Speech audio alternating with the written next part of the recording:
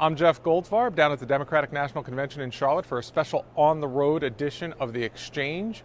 We've been talking to the delegates here this week, and underneath the silly hats and the campaign buttons, there's some really passionate views about jobs, the economy, Wall Street, all the issues. Let's listen to what they had to say. Tell me, what do you think President Obama can or should be doing to sort of accelerate job creation in this country? I think we're going a long way of doing that.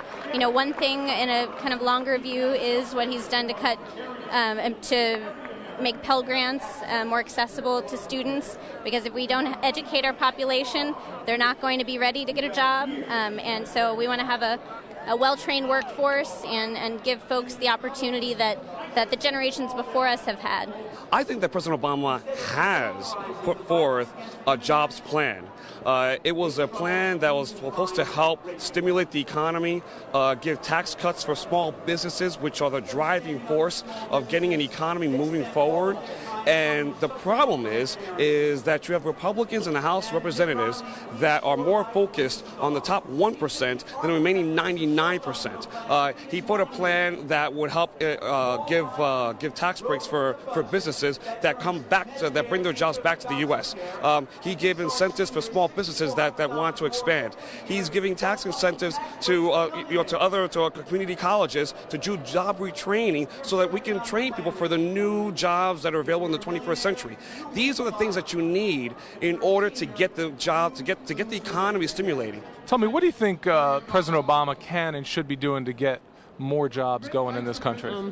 President Obama is trying to get more jobs created. As you know, the Jobs Act last year, they couldn't get it passed, and that is holding up a lot of jobs, for one thing. So President Obama is creating jobs. As you know, there's been job growth for 29 months in a row. There probably would be double that if the Republicans would cooperate with the president. That's what's slowing everything down. Tell me, what are we going to do about the $16 trillion of debt as we try and do all the things that you're talking about as well? Well, the first thing you have to do is you have to let the Bush tax cuts for the ultra-wealthy sunset.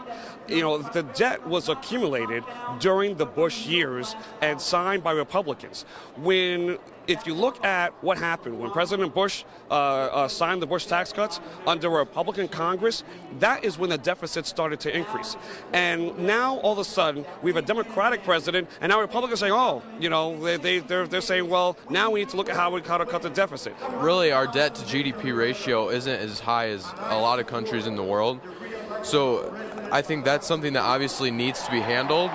But I think that if we take the right steps and we realize that people who can afford to make sacrifices do, I think that deficit will go down.